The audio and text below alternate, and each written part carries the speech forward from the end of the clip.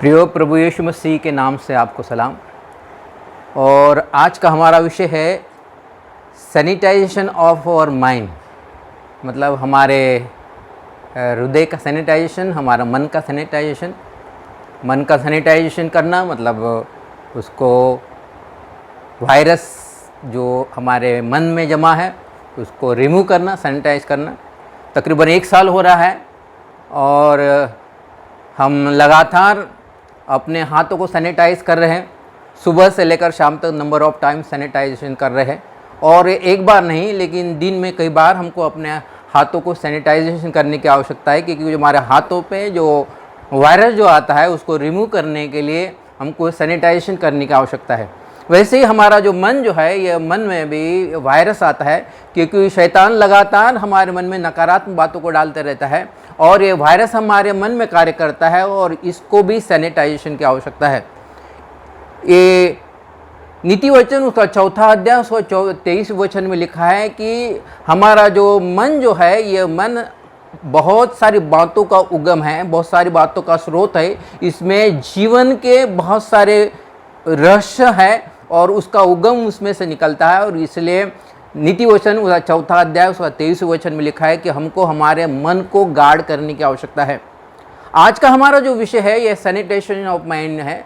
और ये सैनिटाइजेशन मतलब क्या है और सैनिटाइजेशन हमारे मन को सैनिटाइजेशन करने की आवश्यकता क्या है और हम कितने बार कर सकते हैं और कैसा बार कर सकते हैं, ये आज हम देखेंगे। और हमारा जो मुख्य जो वचन जो है, ये नीति वचन 4 अध्याय उसका 23 वचन में ऐसे में लिखा है कि हमको हमारे मन को गार्ड करने की आवश्यकता है, उसको सैनिटाइज करने की आवश्यकता है। क्योंकि जब हम संसार में रहते हैं तो शत्रु लगातार ये वायरस के द्वारा हमारे मन में कार्य करता है। जैसे अभी लगातार ये जो कोरोना वायरस लगातार कार्य कर रहा है और हमको सुबह से लेकर तो शाम तक जब भी हम बाहर जाते हैं, बाहर से जब घर में आते हैं तो फिर हमको सैनिटाइजेशन की आवश्यकता होती है। हम ये नहीं कह सकते कि मैंने एक बार अगर मेरे हाथों को सैनिटाइज किया तो अभी मुझे दोबारा सैनिटाइज करने की आवश्यकता नहीं है, अभी कोरोना कुछ कार्य नहीं कर पाएगा, लेकिन मुझे लगातार सैनिटाइज करने की आवश्यकता है। वैसे ही हमारे मन को भी सैनिटाइज करने की आवश्यकता है, क्योंकि सैनिटाइजेशन करना बहुत ज़रूरी है।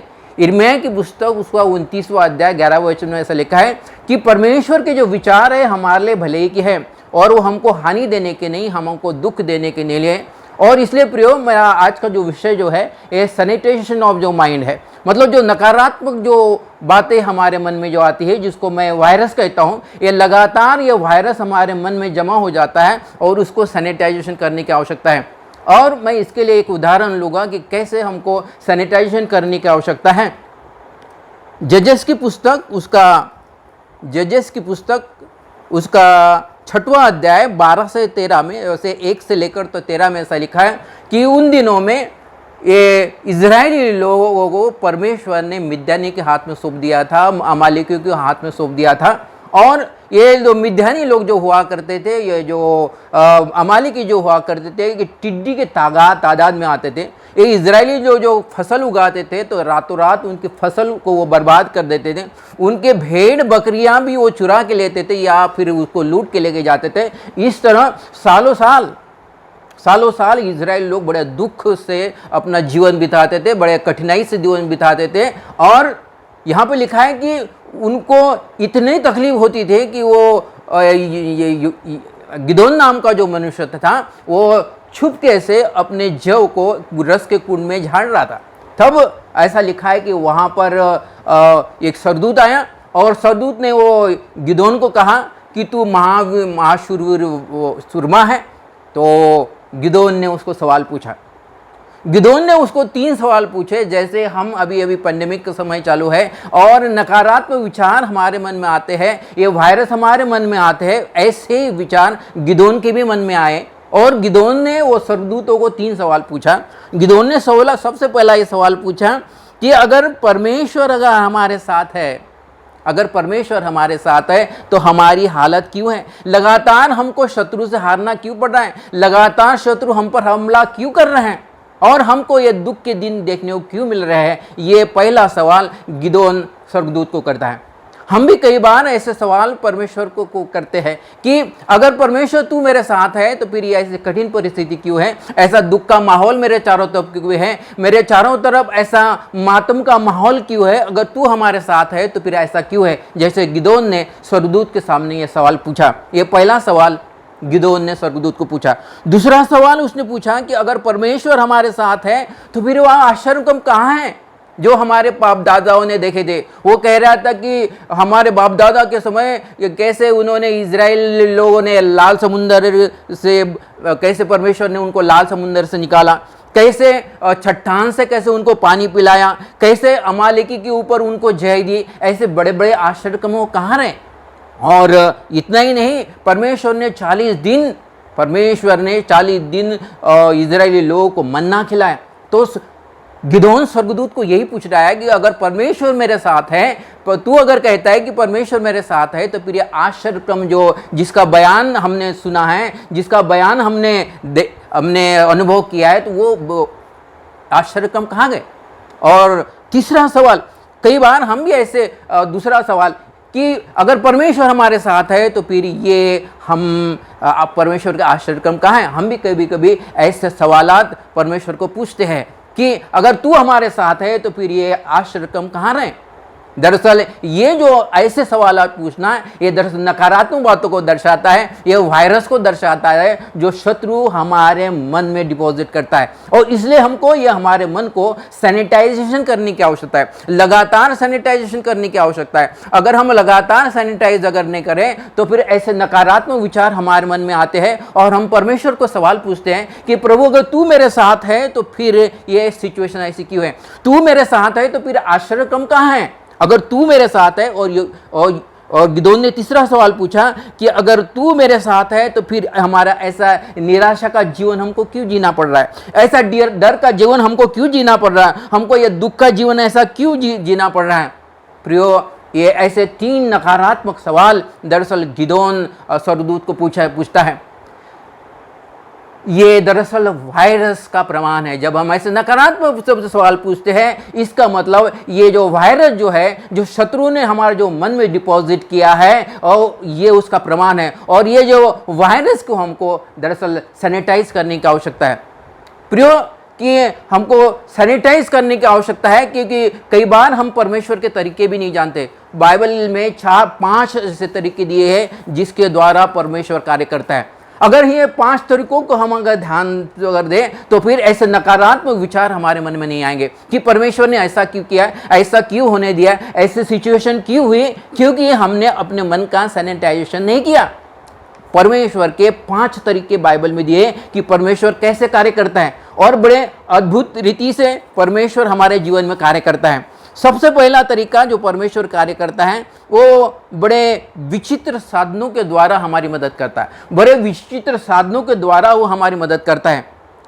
ये पहला राजा उसको 17वां अध्याय वचन में लिखा है कि एलिया को जब वो जजबेल रानी के डर के मारे जब वहाँ से चला गया तो ऐसा लिखा है कि वहाँ पर एक जो रेवन जो आते थे, रेवन के द्वारा परमेश्वर उसको खाना खिलाता था। ये रेवन क्या करते थे, अपने चोंच में मांस को लेके आते थे और रोटी को लेके आते थे और एलिया को खिलाते थे। दरअसल ये हिरण्य कौवा नहीं है, रेवन जो है ये कौवा नहीं है, ये ऐसे किस्म का पक्षी है कि जो बड़ा मांसाहारी होता है। ये अपने झुंड में कार्य करता है, ये जरा मतलबी किस्म का पक्षी होता है, ये झुंड में खाना खाता है। दरअसल उसका मांस को लाना ये दरअसल बड़ा विचित्र सी बात है, क्योंकि वो रास्ते में उसको खा सकता था, वो रास्ते में अपने झुंड में लेकर उसको बांट सकता था, लेकिन ऐसा नहीं किया। लेकिन उसने वो मांस का टुकड़ा, वो रोटियां जो है एलिया को पहुंचाया,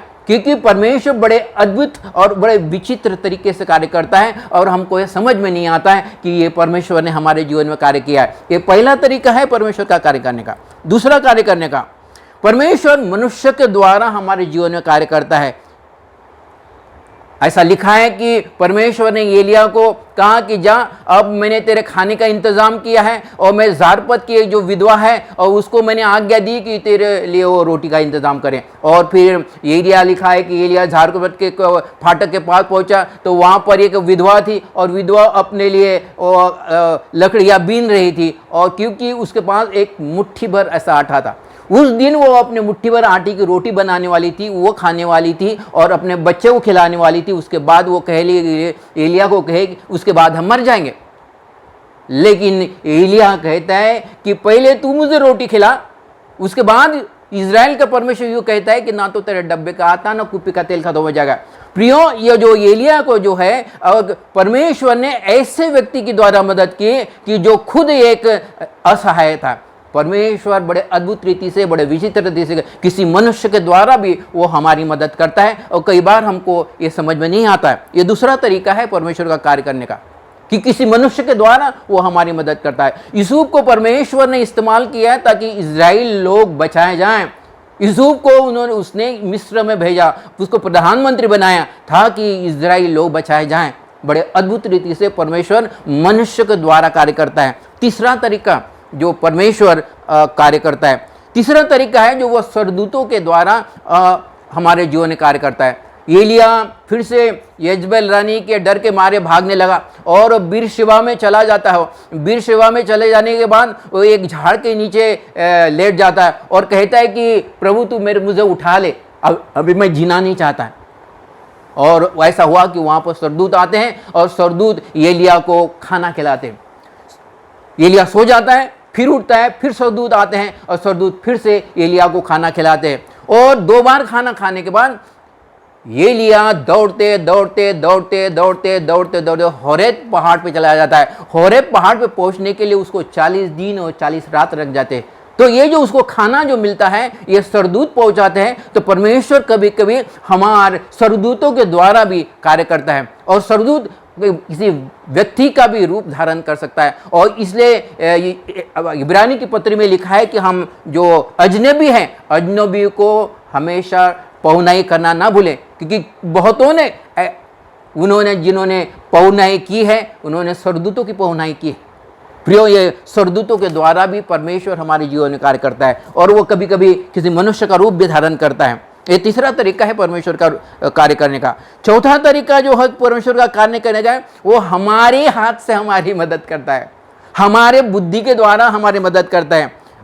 उत्पत्ति की पुस्तक 26वां अध्याय से 12 वचन में लिखा है कि इसहाक ने अकाल के दिनों में बीज को बोया और बीज बोने के द्वारा उस साल उसने 100 गुना प्रतिफल पाया। उन दिनों में अकाल इतना पड़ गया था कि अहीमेलेक राजा और उसके प्रजा के पास भी अनाज कम पड़ गया था, और वो भी इसहाक के पास आए और इसहाक को कहने लगे कि तेरे पास बहुत सारी भोजन वस्तु है, तेरे पास अनाज है, तू हमको दे दे। तो इसहाक ने कहा कि मैं वैसे नहीं दूंगा, तुम्हारे पास भेड़ बकरियां है तो पहले तुम अपनी भेड़ बकरियां दो। और लोग भेड़ बकरियां लाने लगे, उसके बदले में इसहाक उनको अनाज देने लगा। उसके जब लोगों के पास की भेड़ बकरियां खत्म हो गई तो फिर से लोग इसहाक के पास आते हैं और कहने लगे कि हमको अनाज दो। तो इसहाक ने कहा कि तुम्हारे पास क्या है? तो बोले हमारे पास सोना चांदी है। और लोग सोना चांदी लेके आए और सोना चांदी के बदले में इसहाक ने उनको अनाज दिया। इस तरह ऐसा लिखा है कि इसहाक बहुत धनी बन गया, इसहाक बड़ा ताकतवर बन गया। और अहीमेलेक राजा ने कहा कि अभी तू यहाँ से चला जा, तू यहाँ से चला जा क्योंकि तू हमसे बड़ा ताकतवर हो गया है। गरार के राजा ने कहा कि तू अभी हमसे बहुत पराक्रमी हो गया, ताकतवर हो गया, यहाँ से चला जा।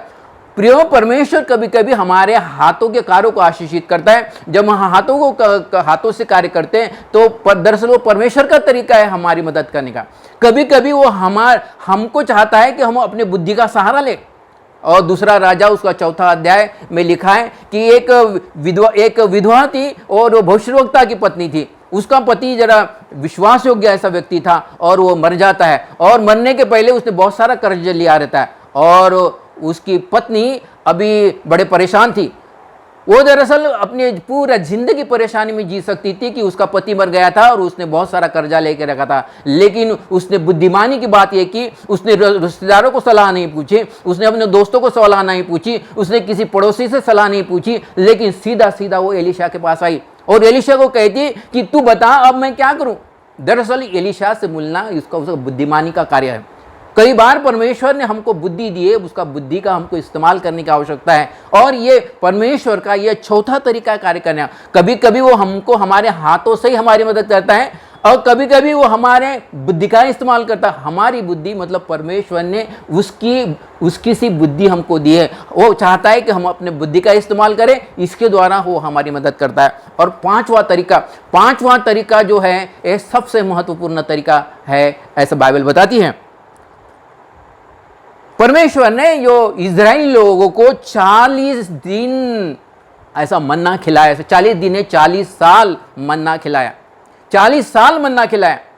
और जब मन्ना खिला, और दरअसल वो जो मन्ना जो था ये स्वर्गदूतों का खाना था। जब खाने की बात आती है तो मुझे अभी एक कहानी और मुझे एक इंस्टेंस याद आ रहा है। मैं अपने पत्नी के साथ किसी डिनर में चला गया, शादी में डिनर में चला गया। दरअसल वो डिनर में जिस लेडी ने हमको खाना खाने को बुलाया था, उसने इतना बढ़िया इंतज़ाम किया था कि हम घर में आने के बाद दरअसल वो खाने का हमने एक हफ्ता जिक्र किया कि उसने क्या ये कितना अच्छा बनाई, वो चीज़ कितना अच्छा बनाई, वो कितना अच्छा अरेंजमेंट किया, इसका जिक्र हमने दरअसल एक हफ्ता किया। प्रियो, यहाँ पर लिखा है कि परमेश्वर ने 40 साल इजराइल को स्वर्गदूतों का खाना खिलाया। उन्होंने चाहिए तो कई साल उसका जिक्र करे, कई साल वो खाने का जिक्र करे कि कैसे परमेश्वर ने हमको स्वर्गदूतों का खाना खिलाया, लेकिन ऐसा नहीं हुआ। उन्होंने उस जो स्वर्गदूत को जो खाना है वो कहने लगे ये तो निकम्मी रोटी है, ये निकम्मी रोटी से तो हम उकता गए हैं, ये निकम्मी रोटी से हम उकता गए हैं। ये जो परमेश्वर उनको जो स्वर्गदूतों का खाना खिलाता ना, उसको वो निकम्मी रोटी कहने लगे। दरअसल प्रियो, मन्ना कुछ भी नहीं, लेकिन ये परमेश्वर का वचन है। परमेश्वर हमारे जीवन में उसके वचन के द्वारा ही कार्य करता है। ये वचन हमारे पास आता है। मैं एक पास्टर के कॉन्फ्रेंस में गया था और कॉन्फ्रेंस में एक भविष्यवक्ता ने कहा कि परमेश्वर हमारे साथ 99% टाइम हमेशा वचन के द्वारा ही कार्य करता है। 99% टाइम वो वचन के द्वारा ही कार्य करता है, वो वचन हमारे लिए भेजता है। लेकिन अगर हम कहते हैं कि ये निकम्मी रोटी है, ये मेरे कोई काम की नहीं है, तो फिर जो परमेश्वर चाहता है, जो हमको मदद करना चाहता है, जो हमको डायरेक्शन देना चाहता है, और डायरेक्शन से हम वंचित रह जाते हैं। और 99% टाइम परमेश्वर अपने वचन के द्वारा कार्य करता है। भजन संहिता उसके 108 में लिखा है कि भजन संहिता में लिखा है कि परमेश्वर ने अपने नाम के, प्रभु यीशु मसीह ने अपने नाम से अधिक महत्व अपने वचन को दिया है। उसके नाम से लंगड़े चलते हैं, उसके नाम से अंधे देखते हैं, उसके नाम से बहरे सुनते हैं, उसके नाम से जो मुर्दे हैं वो जीवित होते हैं। ऐसा आश्चर्य काम उसके नाम से होता है। लेकिन प्रभु यीशु मसीह ने अपने नाम से भी ज़्यादा महत्व अपने वचन को दिया है, और ये वचन के द्वारा वो हमारे जीवन में कार्य करता है। लेकिन अगर हम इजराइल के समान अगर ऐसा कहने लगे कि ये क्या निकम्मी रोटी है, हम तो इससे उकता गए हैं, और दरअसल ये, और इसलिए कई बार हम परमेश्वर के कार्य करने का तरीकों को नहीं जानते। प्रियो, मैं आपको फिर से बताता हूं कि परमेश्वर 5 तरीके से कार्य करता है। परमेश्वर बड़े विचित्र साधन हमारे लिए इस्तेमाल करता है हमारी मदद करने के लिए। दूसरा तरीका है किसी मनुष्य के द्वारा वो हमारी मदद करता है। तीसरा तरीका है स्वर्गदूतों के द्वारा, स्वर्गदूत किसी मनुष्य का रूप धारण करता है, वो हमारी मदद करता है। चौथा तरीका हमारे हाथों के ही द्वारा वो हमारी मदद कर रहा है, और जो उसने हमको बुद्धि दी है वो चाहता है कि हम अपनी बुद्धि का इस्तेमाल करें, और बुद्धि के द्वारा वो हमारी सहायता करता है। और 5वीं बात, ये वो वचन के द्वारा कार्य करता है, वचन के द्वारा कार्य करता है। और जब हम इसको समझ नहीं पाते हैं तो फिर हमको दिक्कतों का सामना करना पड़ता है। और इसलिए यहाँ पर नीति वचन उसका 4 अध्याय उसका 23वें वचन में लिखा है कि ये जो मन जो है, मन से बहुत सारे स्रोत, ये बहुत सारे उगम होता है, इसमें से बहुत सारे चीज़ों का उगम होता है, ये बहुत सारे इश्यूज ऑफ लाइफ इसमें से होती है, निकलती है। और इसलिए इस हृदय को, ये मन को गार्ड करना बहुत ज़रूरी है। और क्योंकि यिर्मयाह की पुस्तक 29वां अध्याय उसका 11 वचन में लिखा है कि परमेश्वर के विचार हमारे लिए भले के हैं, बुराई के नहीं, हानि देने के लिए नहीं। और इसलिए जो वायरस जो होता है, जैसे अभी कोरोना का वायरस जो होता है, हमको हर रोज हैंड सैनिटाइज करना पड़ता है, कई बार सैनिटाइज करना पड़ता है। वैसे ही प्रियो, ये शैतान लगातार ये जो वायरस जो है, नकारात्मक विचार जो है, हमेशा हमारे मन में डालते रहता है, और इसको लगातार सैनिटाइज करने की आवश्यकता है। दूसरा कोरिन्थियों उसका 10वां अध्याय उसका चौथे वचन में पौलुस कहता है कि हर एक ऊंची बातें, हर एक विचार जो परमेश्वर के विचार के विरुद्ध कार्य करती है, वो विचार को मैं खंडन करता हूं। उसको हमको खंडन करने की आवश्यकता है। दरअसल नकारात्मक विचारों को, ये जो वायरस जो है शैतान की ओर से जो आता है, उसका खंडन करने के लिए हमको उसको सैनिटाइज करने की आवश्यकता है। ये वायरस को सैनिटाइज करने की आवश्यकता है। और ये वायरस को सैनिटाइज करना मतलब वो नकारात्मक विचारों को खंडन करना है, उसको रिजेक्ट करना है। यीशु के नाम से कहना है कि मैं ऐसे विचारों को ऐसे रिजेक्ट करती हूँ जो कहते हैं कि परमेश्वर ने मेरे लिए ऐसा क्यों नहीं किया। अगर परमेश्वर मेरे साथ है तो फिर ये मेरी ऐसी हालत क्यों है। परमेश्वर अगर मेरे साथ है तो फिर वो आश्रम कहाँ गए। अगर परमेश्वर मेरे साथ है तो ऐसा दुख भरा मेरा जीवन क्यों है। ऐसे प्रश्न युद्धों के समान हम स्वर्गदूतों को या परमेश्वर को पूछ सकते हैं, क्योंकि ये ऐसे नकारात्मक प्रश्नों को पूछना इस बात का प्रमाण है कि ये वायरस अभी भी हमारे मन में कार्य कर रहा है और ये वायरस को लगातार हमको सैनिटाइज करने की आवश्यकता है। प्रियो, हम सैनिटाइजेशन को बहुत अच्छी तरह से जानते हैं। जैसे हम लगातार अपने हाथों को सैनिटाइज कर रहे हैं, सुबह से लेकर तो शाम तक सैनिटाइज करते हैं, वैसे ही हमारे मन को सैनिटाइज करना बहुत ज़रूरी है। अगर हम अपने मन को अगर सैनिटाइज अगर नहीं करते, नकारात्मक विचारों को अगर खंडन नहीं करते, ये नकारात्मक विचारों को मैं वायरस कहता हूँ, मैं अपने शब्दों में उसको वायरस कहता हूँ। ये वायरस को अगर हम सैनिटाइज नहीं करते तो फिर हम नकारात्मक विचार करते हैं और फिर नकारात्मक प्रश्न भी हम करते रहते हैं कि परमेश्वर अगर मेरे साथ है तो फिर ये मेरी सिचुएशन ऐसी क्यों है। परमेश्वर अगर मेरे साथ है तो फिर ये आश्चर्य कम कहाँ गए। परमेश्वर मेरे साथ है तो ये दुख भरा जीवन क्यों है। तो इसके लिए हमको परमेश्वर का कार्य करने का तरीका भी समझना जरूरी है कि जो कि परमेश्वर हमारे जीवन में 5 तरीके से कार्य करता है और ये 5 तरीके बहुत ही महत्वपूर्ण हैं। अगर इसके ऊपर अगर हम ध्यान दें तो फिर हमको ये आसान होगा कि हमारे मनों को सैनिटाइज करना। प्रियो, हमारे मन को सैनिटाइज करना बहुत ज़रूरी है। ये वचन पवित्र आत्मा ने मेरे मन में डाला है कि जब मैंने सैनिटाइजेशन के विषय में सोच रहा था तो पवित्र आत्मा ने मेरे मन में डाला कि हाथों को ही सैनिटाइज करने से कुछ लाभ नहीं होगा, लेकिन मन को लगातार सैनिटाइज करने की आवश्यकता है। क्योंकि मन में अगर हमारे डर है तो ये शत्रु बड़े आसानी से कार्य करता है और इसलिए हमारे मन को भी सैनिटाइज करने की आवश्यकता है कि परमेश्वर के विचार जो हमारे लिए है वो भले की है, वो बुराई की नहीं। और हमारे नीति वचन उसका 4-24 वचन में लिखा है कि हमको हमारे जो मन को गार्ड करने की आवश्यकता है, उसको रक्षा करने की आवश्यकता है कि जीवन के अनेक पहलू का उगम वहीं से होता है। प्रियो, और इसलिए हमारे मन को हमको हमेशा सैनिटाइज करना है। और कितने बार करना है, हम लगातार करते रहना है, लगातार करते रहना और ये हमारी आदत सी हो जानी चाहिए। ये हमारी आदत सी हो जानी चाहिए तो उसको तो यकीनन उससे हमको लाभ होगा।